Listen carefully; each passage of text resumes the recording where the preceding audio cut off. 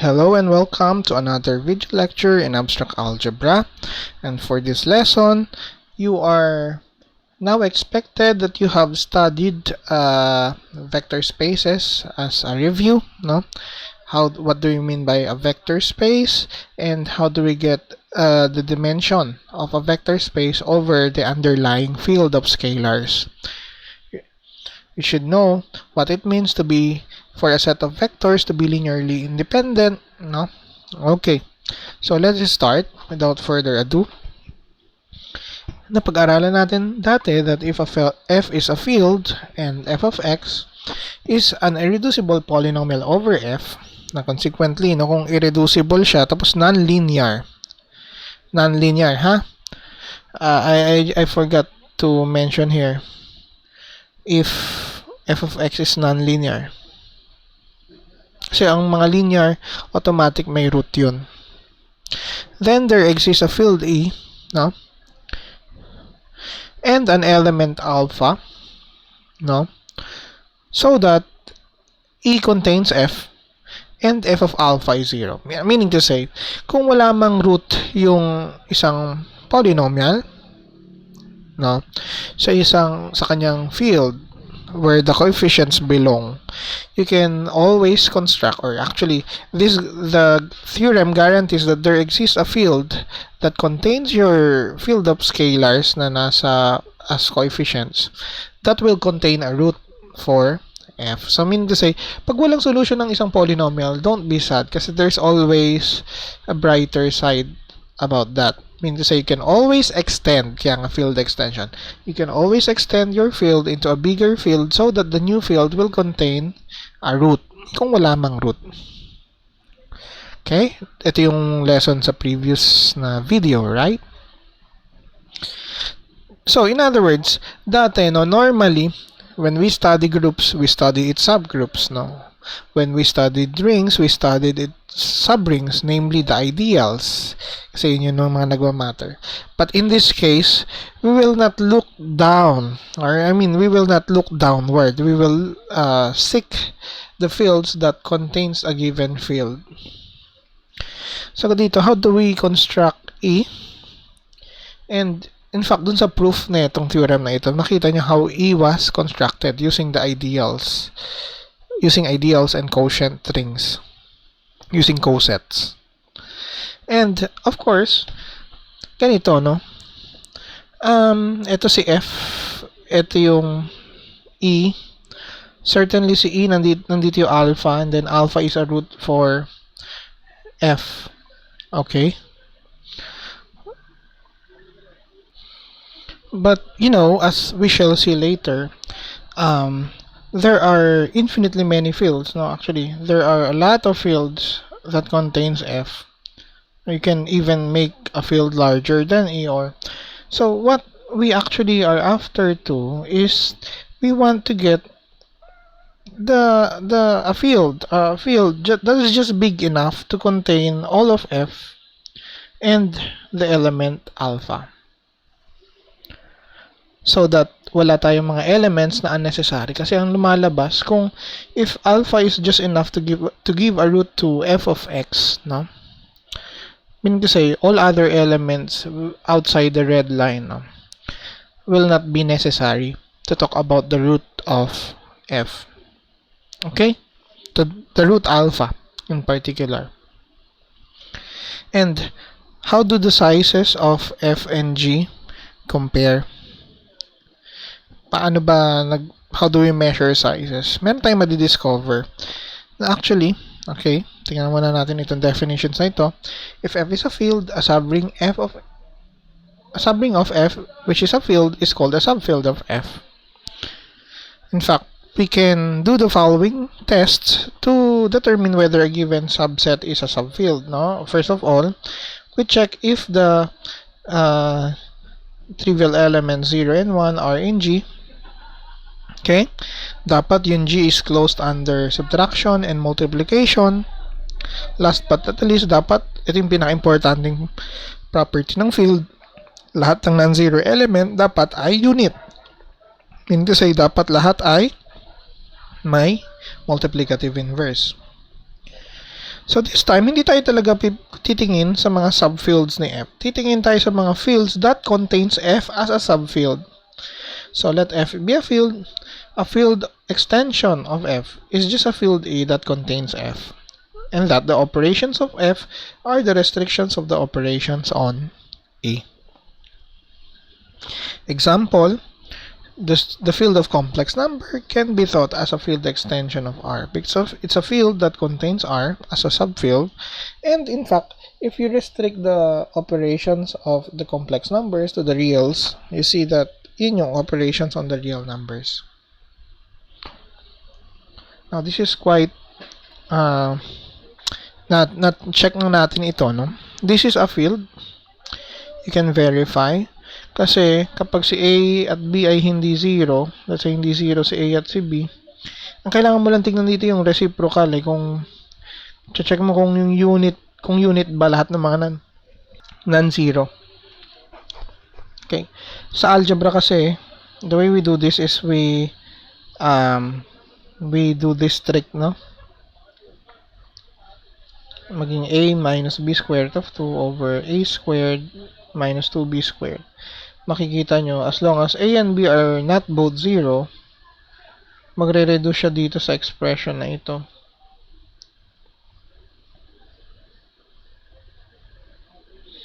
Alright? So, meaning to say, yung reciprocal mo, kung rational numbers si A and B, rational numbers pa rin ito. And obviously, whenever B is 0, A lang yan. No? So, in other words, it contains Q as a subfield. Kaya nga, this is an example of an extension of Q that is not R. In fact, this is smaller than R but bigger than Q. As we shall see later, ito yung pinakamaliit na field that contains Q as a subfield at saka yung element na square root of 2. Actually, if E is a field extension of F, then you can think about E, no? Not only as a field, but actually as a vector space over F. Where, ano ba yung vector addition dito? Ang vector addition dito ay yung addition lang doon sa field na E. And ano yung scalar multiplication? What do you mean by scalar multiplication? We multiply an element or a scalar with a vector and form what? Another vector. So here, ang field of scalars natin ay F. Kung multiply ka ng element mula sa F, multiply mo sa isang element ng E, and of course, dahil lahat yan ay nasa E, yung product nun ay nandoon sa E. Gagamitin natin yung multiplication on E. That is for the scalar multiplication. We will not dive into checking one by one the axioms for a vector space kung lahat ay na-satisfy, diba? Maniwala kayo sa akin, it will satisfy. And in fact, dahil yon sa mga nice properties ng mga field operations. Siyempre, whenever E is what? Whenever E is a field extension of F or vector, sabi ko nga, pwede nyo tignan as a vector space, it has a dimension. If E is finite dimensional, meron siyang finite na basis over F, we call E a finite extension. Okay? The degree of the extension is what? Is denoted by this symbol. Parang kung sa group theory, parang ito yung index of a subgroup. Di ba? Pero sa field theory, ito ay tinatawag na degree of the extension. And what's the degree? Kung ano man yung dimension ni E over F, kung 3-dimensional, 2-dimensional, yun yung sinisimbolize ng notation na ito.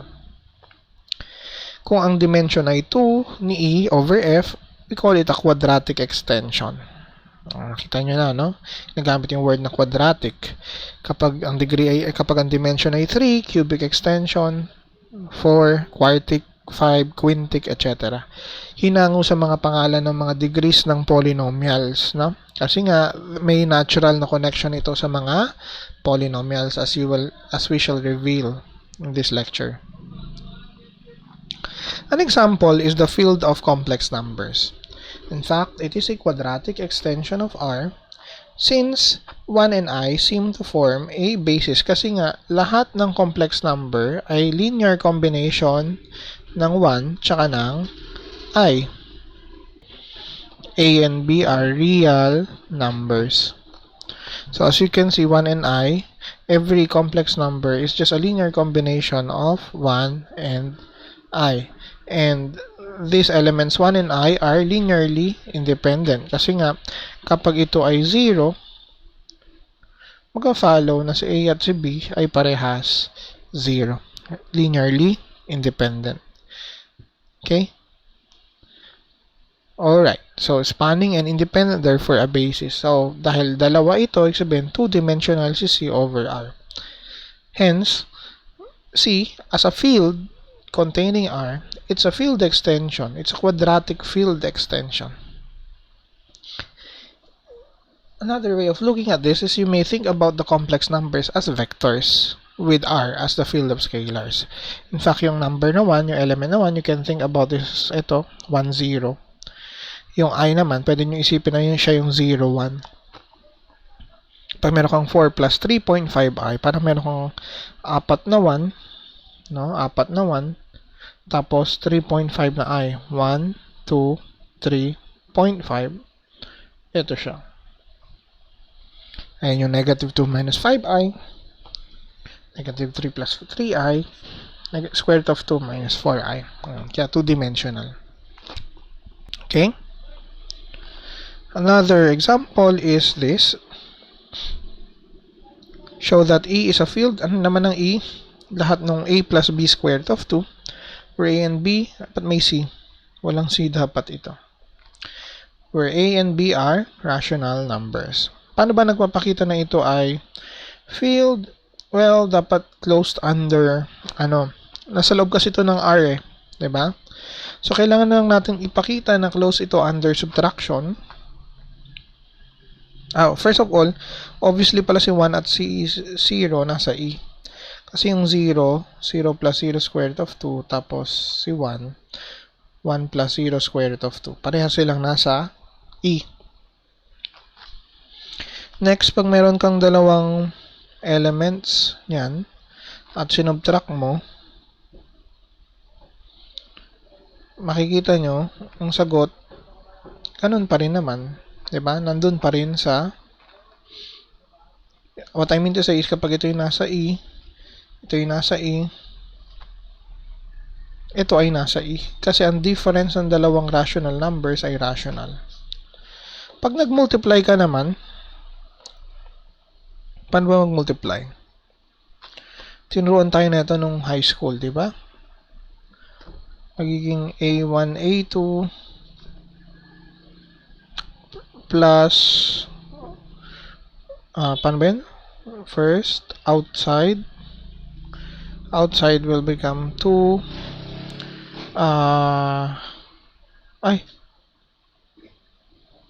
outside inner pala, A1, B2 square root of 2, B1, A2 square root of 2, plus 2, B1, B2. You can combine this.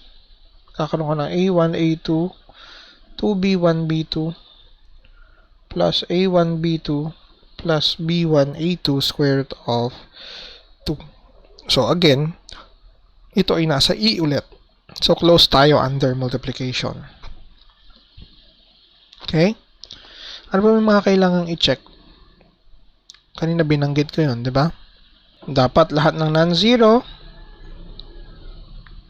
ay may unit. Unit. In fact, talaga naman kasi ang reciprocal nito, chinek natin kanina, 'di ba, nasa E. We have showed that. So, ayun na-confirm na natin na ito ay field and it contains Q. Ang tanong, ano raw ang degree of the extension? Ano raw dimension nito? Well, makikita nyo yung A plus B squared of 2 as an arbitrary element may be written as A times 1 plus B squared times square root of 2. Where A and B are rational numbers. Meaning to say, yung E ay span ng 1 at square root of 2. Ang tanong, is E independent? Mukha. Kasi kapag ang A plus B squared of 2 nag-equal sa 0, it follows that A and B are both 0. Hindi pa pwedeng hindi 0 yung A and B. Correct? So, yes. So, therefore, anong dimension ni E over Q? Dimension ay 2. So, siya ay quadratic extension din. Alright? Ganon. Question, is R a finite extension of Q? Ang ibig sabihin lang naman nito, titignan natin si R as a vector space over Q. Is it possible to span R using finitely many elements of R? Sa parang ganon. With Q or with rational numbers as scalars. Or is there a finite basis? No? Parang ang tanong dito talaga, is there a finite basis for R over Q? So this is the question. Okay, tingnan natin. Suppose that, well, kunwari, R1, R2, let's say Rn, is a basis for R over Q. Then, you see, for each real number R na kukunin mo, dahil nga basis yan, meron kang unique scalars Q1, Q2, Qn, such that si R mo ay linear combination ng R1, R2, Rn. Okay? Am I correct? So, here, HQi is a rational number, no? So, there are, well, how many choices for Q1, Q2, Qn? Remember that Q, or the cardinality of Q, is aleph naught. When you say aleph naught, Q is a countable set. When you say Q is a countable set, you can establish a bijection from Q to the set of natural numbers. Or kasing dami lang ng mga natural numbers ang mga Q, no? So, as you can see, there are countably infinite choices for Q1, Q2, up to Qn. Therefore, there are only countable choices for R. So, meaning to say, ang mangyari niyan, ang cardinality ng R as a whole will be aleph null as well. That will imply that R is countable.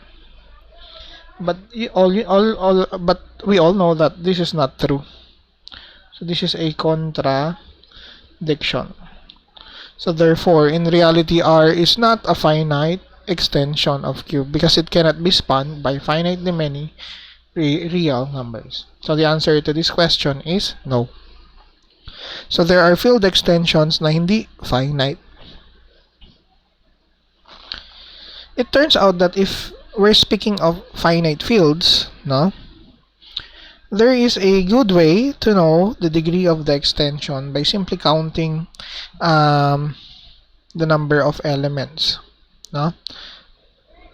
So, if F is a finite field, actually, parang mali ito. No? Dapat, if E is a finite field and E is a finite extension of F, so that pareha silang finite sets, then the degree of the extension of E over F is the logarithm of the number of elements in E divided base the number of elements in F. So, let's say, for example, si E ay well, kunwari 8, tapos si F ay may dalawang elements, no? So, ang degree ng extension, for example, ni E over F is the log of 8 base 2 or 3. Meron tong implication, may implication siya. Dahil ang degree ng extension ay dapat integer, no? So, it means to say that the number of elements in E, if E is a finite extension of F and is a finite field as well, should be a power of the what? Should be a power of the order of F. To say this, let this be a basis for E over F. Again, E ito ha. May mali ako. Typo. This is E. So, n-dimensional si E over F. Right? Okay. Then every element of E may be written uniquely as follows, where each of these scalars are in F. Unique set of scalars A. Since there are this number of choices for each AI, kasi yung mga AI nanggagaling sa F, meron lamang ganitong daming elements si F. Then, how many elements are there na ganito ang itsura? Siyempre, kunwari N ito, no? Hindi. Kunwari K ito. The K choices here, K choices here, K choices here, N yan. K to the N. Parang ganon. So, the number of elements in E is the number of elements of F raised to N. Therefore, follow na. It's the logarithm of the number of elements of E based the number of elements in F. Now, to supplement this one, meron tayong tinatawag na tower law sa field theory. This is very important, no? It tells us about this one. Let's say, si F ay may field extension na E, tapos si E ay may field extension pa. Tingnan natin si F, si E. Meron pa siyang field extension na isa pa. Sino to? So, kunwari si K. Parang si K yung pinakamalaking field extension, no? Kunwari, alam mo yung degree ng extension ni K over E, at alam mo rin yung degree ng extension ni E over F. According to this theorem, alam mo yung degree ng extension ni K over F. Kung A ito B, ito raw ay A times B. Let's see why. So here we are under the assumption that E is n-dimensional over F because a basis has n elements. And for this to be a basis for K over E, we mean, drawing nga natin ulit. Ito itsura, no? So, this is, well, F, E, and K. So, ang picture is that ito ay n-dimensional, itong extension na ito ay m-dimensional.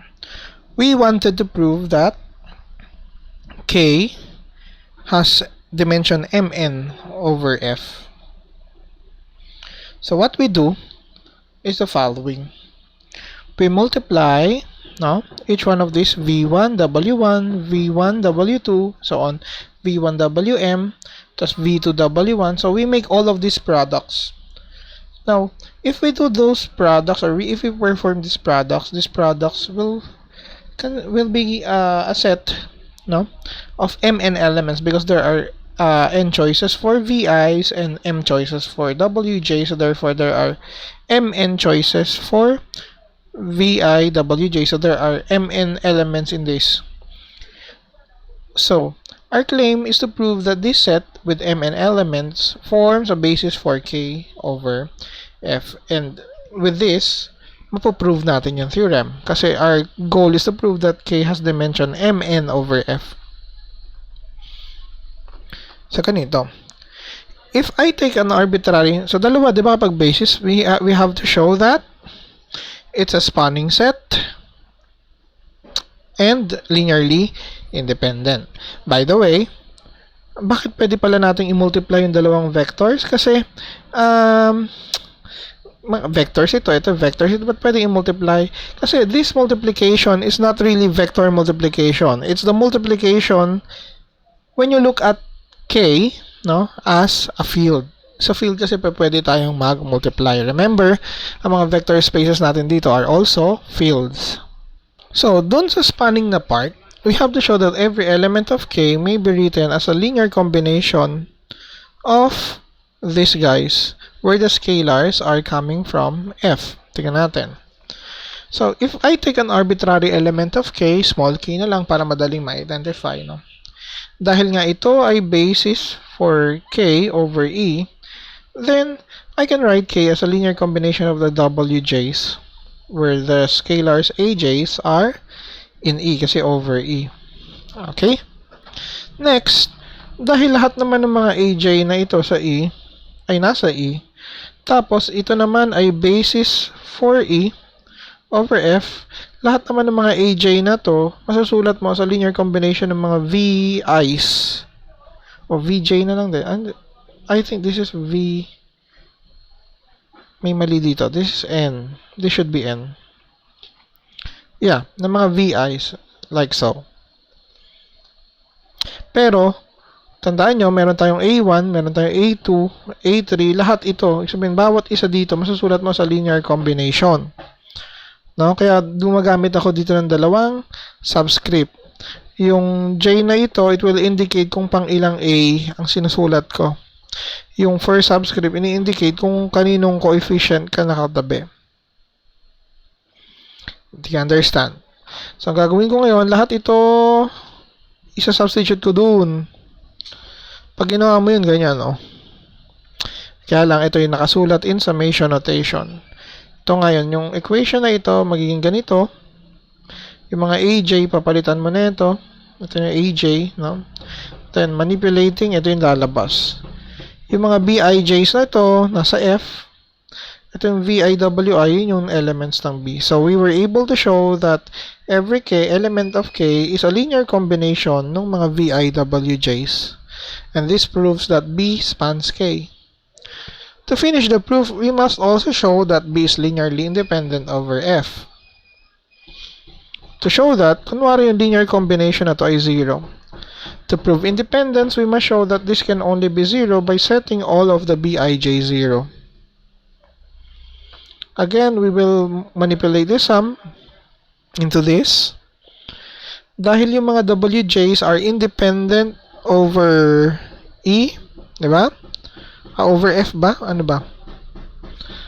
Ano ba yung mga Wj's? Ang mga Wj's ay basis nung, tingnan nga natin, balik tayo. Yung mga Wj's ay basis for K over E. Okay. So, lahat ito nasa K, di ba? Independent yan sa K over E, at ito yung nasa E. That means that each one of these is in E must be 0. Okay? Kasi nga, independent. Also because, ito naman, yung mga VI naman na ito, independent naman yan doon sa ano, sa, nalita na ako. Yeah, kasi diba basta basis ito sa isang extension, diba? E yata over F. Then dapat, kung itong combination na ito ay 0, dapat yung mga coefficients na ay 0. And that proves that B is independent. Therefore, B is a basis for K over F, and that in dimension na ito, yung degree ay M times N, which is this. Okay? I'll show you an illustration how to use the tower law.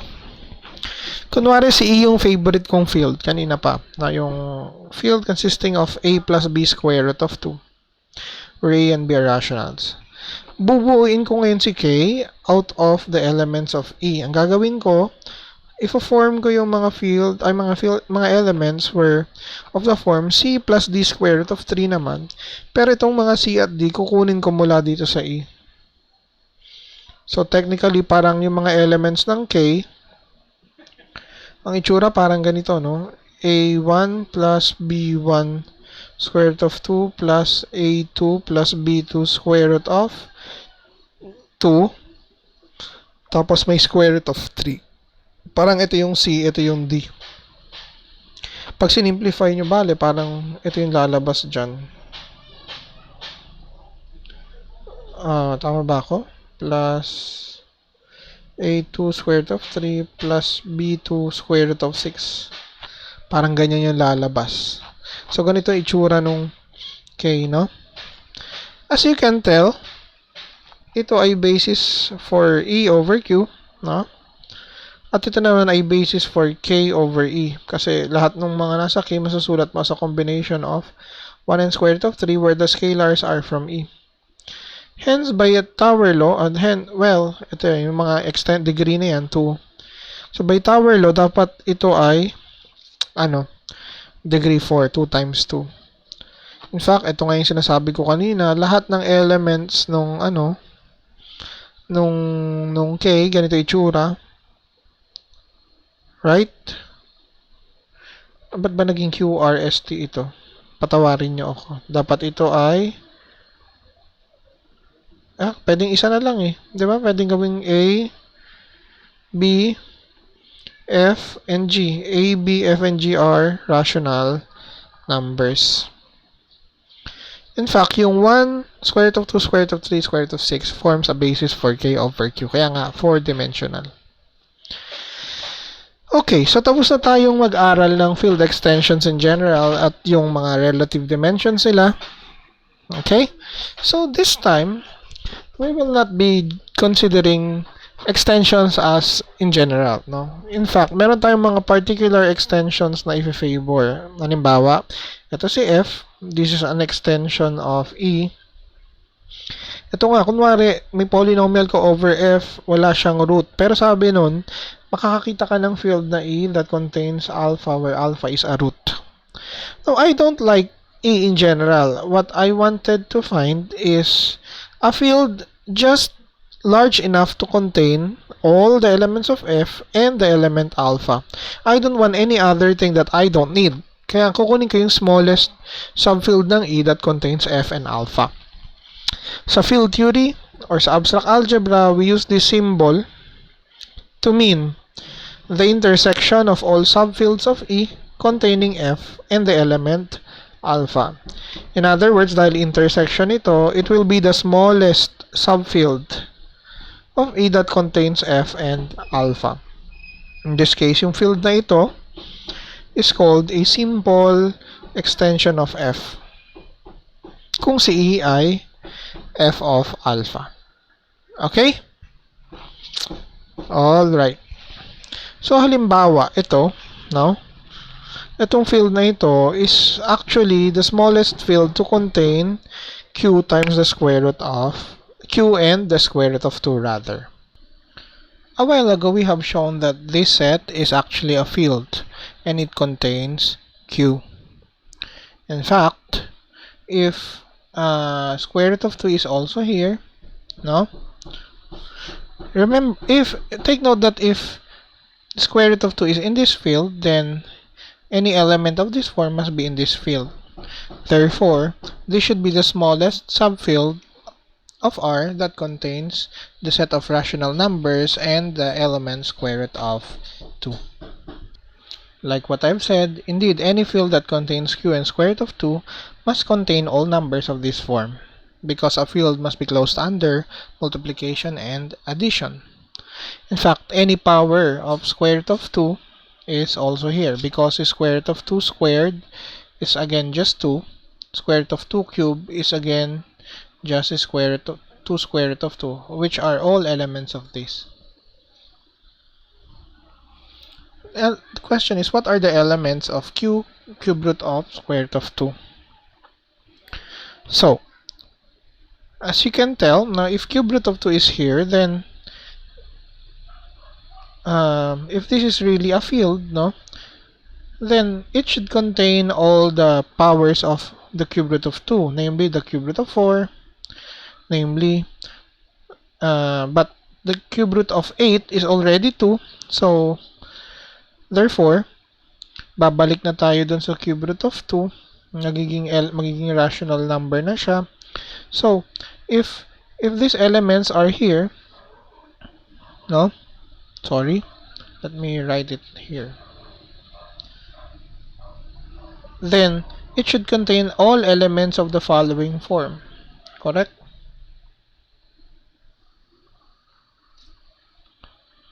Yan, no? Dahil nga, yan ay field at it contains all the rational numbers in the element cube root of 2, it must contain the element, the square of cube root of 2, which is the cube root of 4. Hence, this set consists of all the elements of the form a plus b square cube root of 2 plus c times cube root of 4, where a, b, and c are rational numbers. To finish the proof, you just need to show that that is a field. Okay, if one shows that this is a field, then you are done. So, if Alpha is an element of some extension of f, then we sometimes classify an element to be either algebraic or transcendental. Now, what do we mean by these terms? If E is a field extension of f and alpha is an element of E, we say that alpha is algebraic over f if there exists a non-zero polynomial p of x where alpha is a root. Parang baligtad naman. Dati may polynomial tayo, ngayon naghahanap tayo ng root, no? This time, meron tayong number na nandun sa isang extension ng f. Tinitignan natin kung meron kang non-zero polynomial over f, no? That has alpha as one of its root. Kung wala kang makikitang ganyang polynomial, we say that alpha is transcendental over f. As a quick remark, so ito yung f, ito si f, ito si e. If alpha is in f, automatic siya ay algebraic over f. You can just take p of x to be the linear polynomial x minus alpha kasi ito ay nasa f square bracket x.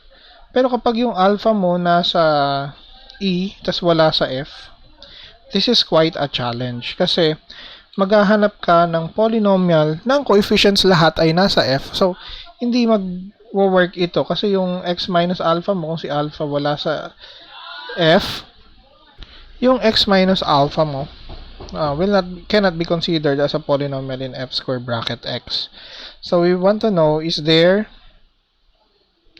a p of x in f square bracket x such that p of alpha is 0? Yun yung tanong natin, no? As an example, wag muna tayo dyan. Dito muna tayo. Burahin ko lang ito. Halimbawa, yung square root of 2, hindi siya rational. But this one is algebraic over q. How did I know? Kasi, kapag in-square mo square root of 2, nagsubtract ka ng 2, lalabas 0, right? So, if we take p of x to be x squared minus 2, itong x squared minus 2, nasa q square bracket x yan. Kasi the coefficients are all rational numbers. And in fact, if you evaluate p at square root of 2, you'll get 0 really. No? Tama ba? Okay, ganon. Halimbawa, yung square root of 2 plus square root of 3, it's actually algebraic over q. Kasi to see this, ito yung parang pinaka-scratch para malaman, no? Ako ginagawa ko, nilalet x ko siya. Tapos, ini-square ko, 5 plus 2 square root of 6. Diba? Pag ini-square mo pa ulit, magiging 24. Okay? Pag sinimplify mo itong polynomial na to, no, you will get this. Therefore, kung tatawagin mong p of x yung polynomial na ito, you'll see that p of square root of 2 plus square root of 3 is 0. Right? Correct. The number e to the 2 pi I over 3, ang isipin ng e to the 2 pi I over 3, complex number yan, is the cosine of 2 pi over 3 plus I times the sine of 2 pi over 3, which evaluates to negative 1/2 plus square root of 3 over 2i. You know, this is algebraic over q. Kasi, pag ni-raise mo sa 3, yung e to the 2 pi I over 3, you will get a 1. Bakit? Kasi e to the 2 pi I over 3, pag ni-raise sa 3, magiging e raised to 2 pi I. And e raised to 2 pi I is cosine of 2 pi plus I sine of 2 pi, which is already 1. So, kapag kinub mo siya, nagsubtract ka ng 1, lalabas ay 0. Kaya nga yung x cubed minus 1 will 0 the element e to the 2 pi I over 3. Now, ang tanong dito, alin pa mga polynomial? Kung halimbawa, si alpha ay algebraic over q, no? Kunwari, no? Over q. Ano-ano pa yung mga polynomials that can zero out What? That can zero out alpha. Halimbawa, ito. Si x cube minus 1 lang ba makakapag-zero out sa um, e to the 2 pi I over 3? Actually, marami pa. Mag-multiply ka lang ng kahit anong polynomial factor sa x cube minus 1. Multiply ka dyan na x plus 1. That polynomial will still zero e to the 2 pi I over 3. In fact, any multiple of x cube minus 1 will zero. Right?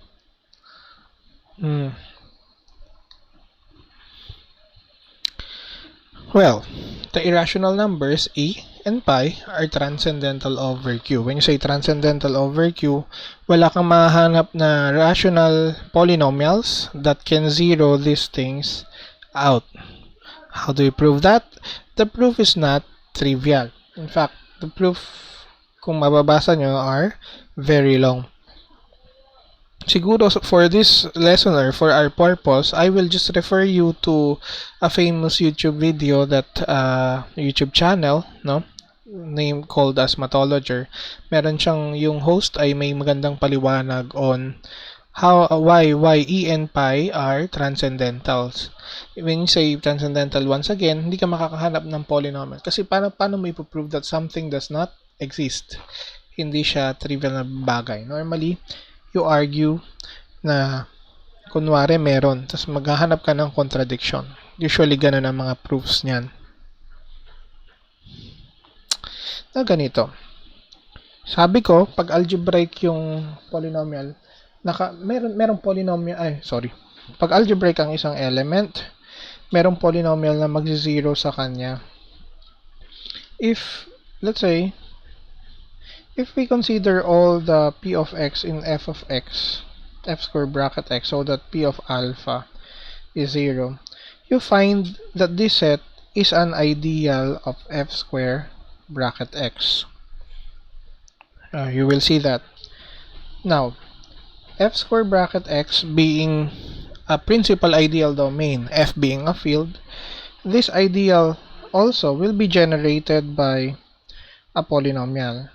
Sabi ng division algorithm dati, yung magiging generator ng ideal na ito will be the polynomial of smallest degree.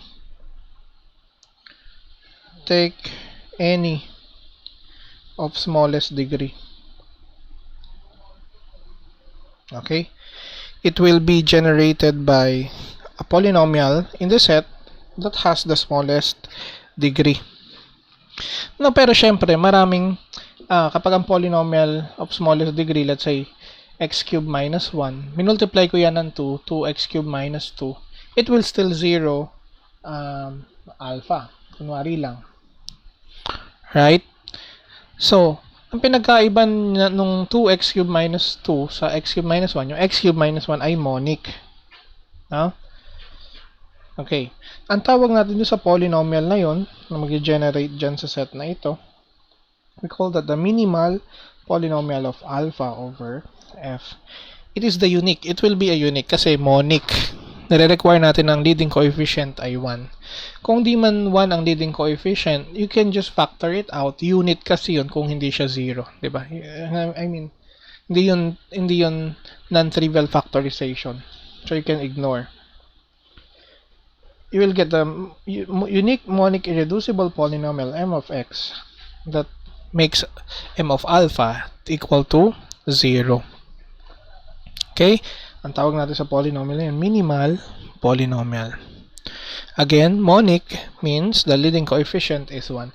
Kaya lang natin gustong monic para magiging unique yung sagot natin. Kapag tinanong kayo, what is the minimal polynomial? Yung the already implied that it is unique.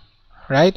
But why is it unique? Because yung pagiging 1 ng leading coefficient, yung requirement na yun, will make our choice unique. Halimbawa, ito. So, if we let omega be e to the 2 pi I over 3, sabi natin kanina, yung x cubed minus 1 will actually work. Syempre, pag kinub mo yung omega, minus 1, magiging 0. Cube root of unity yan, of 1. By the way. Mali ako. I should have written here q square bracket x. Okay?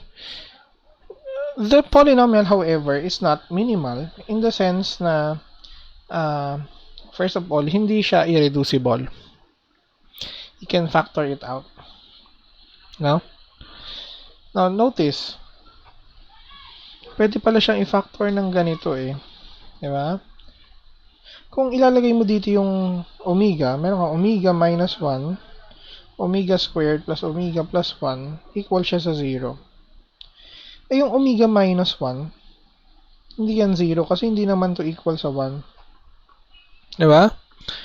So, therefore, kung 0 yung product by the f square bracket x or q square bracket x being an integral domain, dapat it forces omega squared plus omega plus 1 to be 0. And therefore, this is actually the minimal polynomial. It's a degree 2 minimal polynomial. So, as you can see, madaling maghanap ng polynomial that can zero your algebraic element. Pero, it's quite a challenge to find the minimal one. Okay, pabalik tayo ha. Dati kasi, may polynomial, we're looking for roots. This time, meron kang element. Naghahanap ka ng polynomial that has that element as the root. The one which is irreducible and monic is what we are after to. We call it the minimal polynomial. Let's kind of describe the minimal polynomial better. Let's see if we can describe it more, well, in a better way. So, if A is an extension field of F and alpha in A is algebraic over F, then the minimal polynomial m of x over F exists and is the unique monic polynomial of smallest degree in F, of which alpha is a root. In fact, we have seen this, right? For each p of x in f square bracket x with p of alpha is 0 if and only if m of x divides p of x, because m of x is actually the generator of the ideal of all polynomials that zero alpha out. Again, to further explain why this is true, well, actually the proof goes like this. You will first consider all the polynomials p of x in f square bracket x that makes alpha 0 or that annihilates alpha. Okay? You can check that this is actually what? An ideal. Okay? The question is, why is it the ideal? If you consider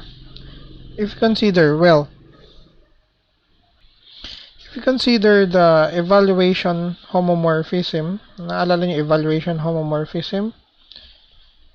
Ini-evaluate na ito, kapag may polynomial ka dito, i-evaluatein niya si P sa alpha. No? Magiging field element siya ngayon. Homomorphism ito. Ito actually ay kernel nung phi of alpha. Ano yung kernel? Alam naman yan yung mga polynomials na nandito na nag-evaluate sa 0. Hence, alam naman natin na mga kernels ay ideals talaga, right? Tapos, the fact that f square bracket x, because f is a field, is a principal ideal domain. When you say principal ideal domain, this ideal will be generated or will be just a multiple of a particular m of x. Correct? Yung m of x na to can be chosen to be monic kasi nga, kung meron mang leading coefficient na hindi 1, you can factor it out. Right? So, ito na, by division algorithm, kung pipiliin mo to as na-prove natin dati ito eh, ma-generate siya nung polynomial na may pinakamaliit na degree na nandoon sa set. And yun na nga yung definition ng minimal polynomial. And, of course, number 2 is a direct consequence of this. I think we are now ready to prove the most important portion of this lesson. It is the following theorem. So, it tells us something about f parenthesis alpha. Ito yung tinatawag nating simple extension of f. Well, no, not simple extension. This is the smallest field to contain f and the element alpha. Okay? Ano kaya ang laman ng field na ito? So we will see. So let E be a field extension of f and let alpha be in E. And let this element be algebraic over f. Meaning say, hindi empty yung set of all polynomials na magzi-zero sa alpha.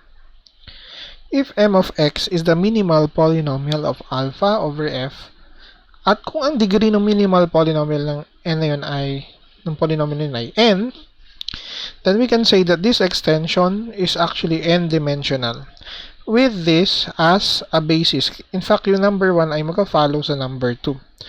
Pag napakita ko na ito ay basis for f parenthesis alpha over f, minsan ang basa dyan, f adjoined alpha or alpha adjoined to f over f, then number 1 will follow kasi merong n elements dito sa set na yon.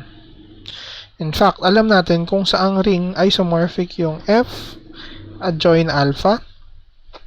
It's isomorphic to the quotient ring f square bracket x modulo the ideal generated by the minimal polynomial. Looks familiar. Nakikita natin ito palagi na lumalabas even in previous lessons na. So, ang gagawin ko lang dito basically, ipoprove ko muna na ito ay basis for f adjoin alpha over f. So, it will imply 1 as well.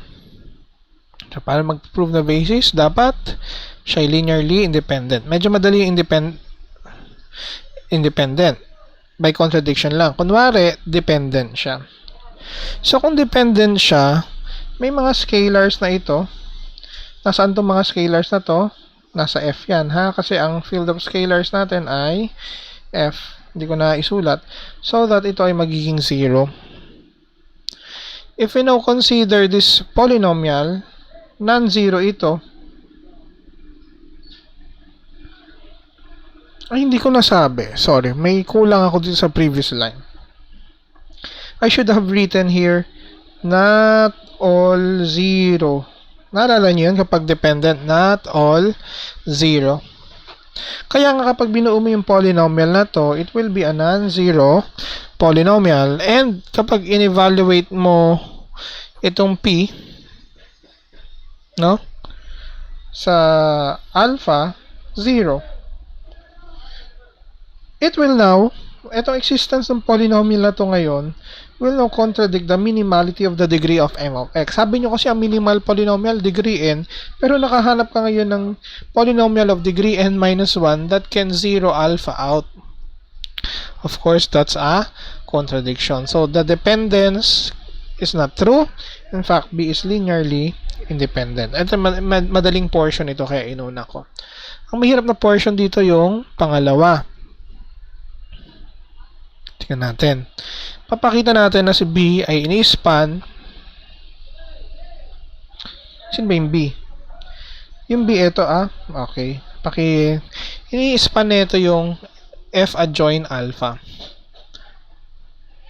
Ang gagawin ko, titignan ko lang yung span ng B. Ang span ng B will be the set of all linear combinations of 1 alpha up to alpha raised to n. Ito yan. Ipapakita ko ngayon na ito ay field.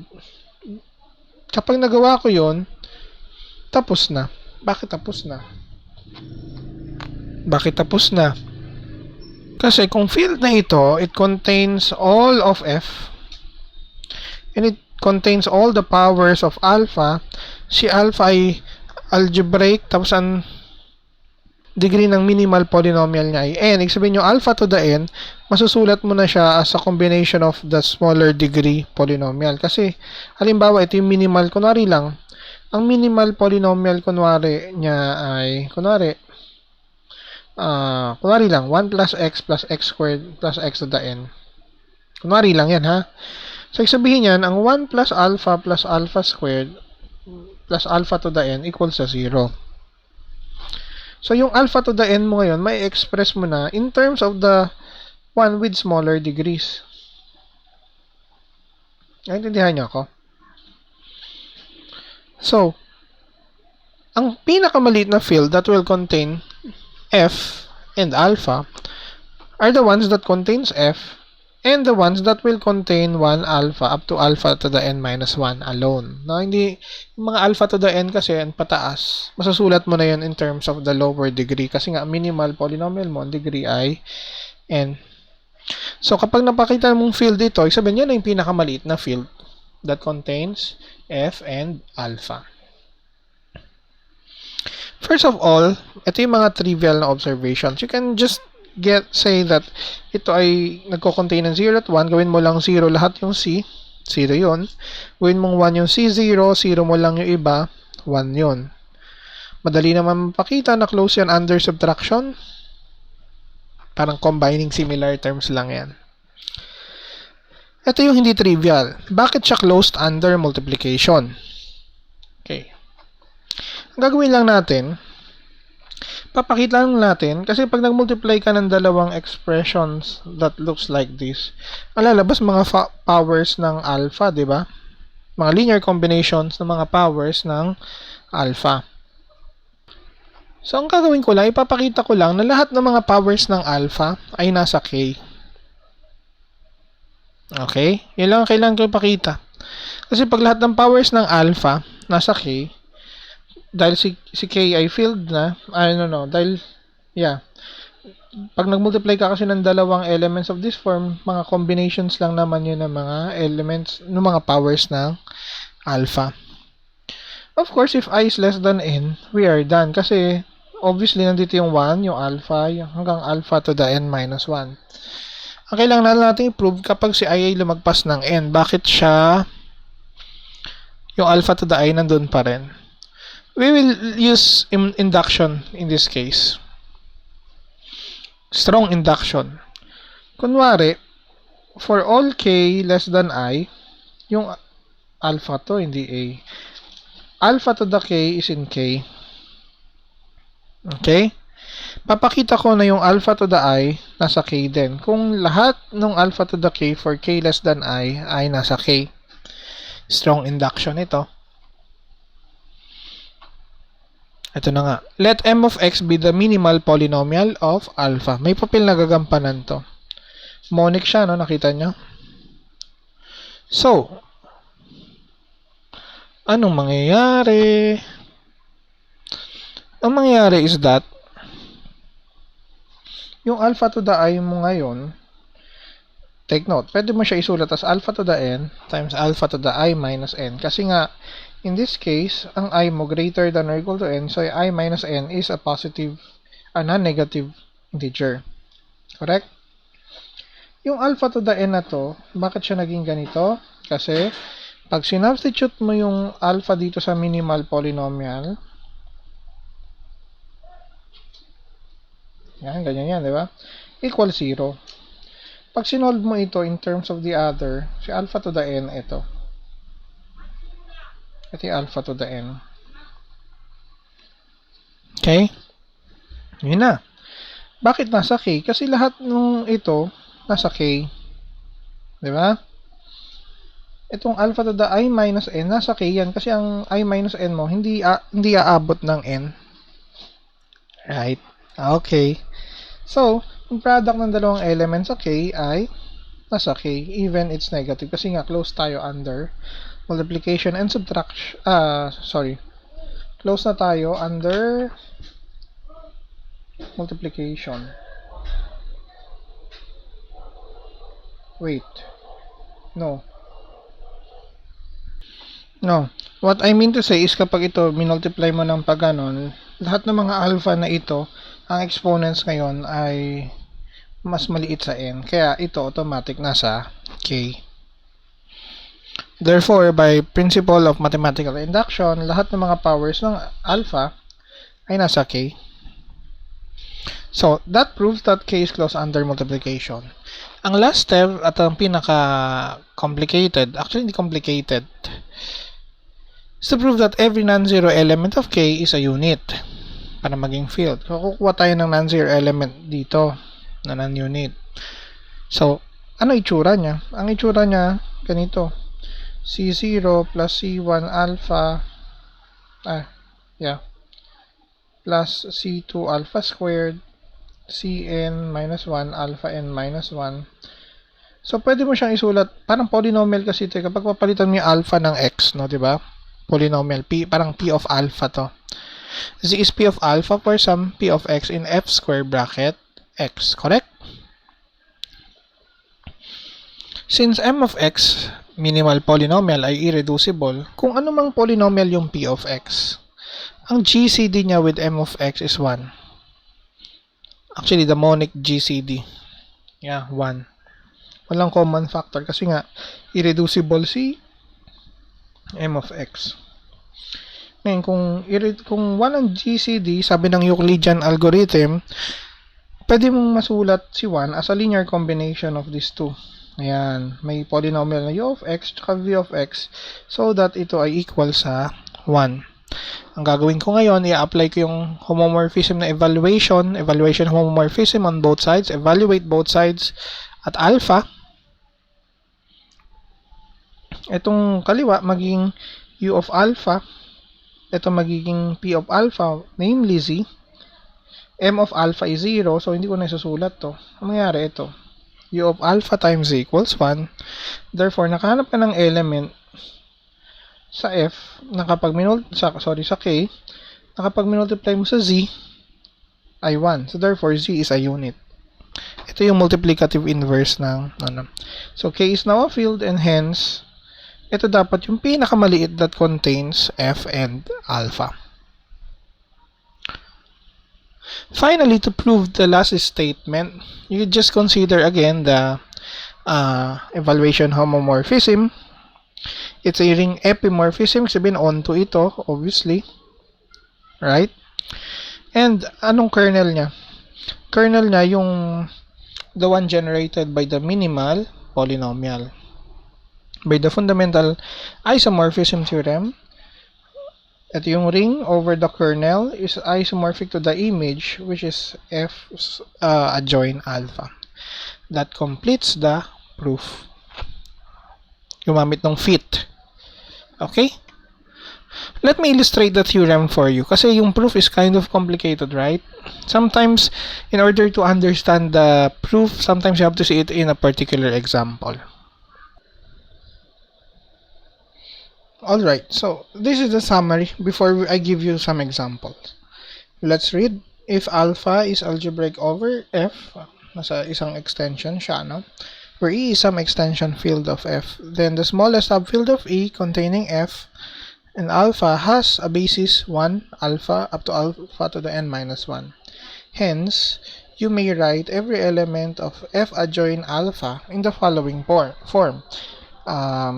C0 plus C1a alpha plus and so on Cn alpha to the n minus 1, where Ci is in F, which is an n-dimensional vector space over F. Furthermore, this field is isomorphic to what? The quotient ring F square bracket x modulo the ideal generated by M of x. Of course, dahil nga ang M of x ay talagang irreducible, talaga namang field ito. Ayun nga, M of x is the minimal polynomial of alpha over f. Let's consider this.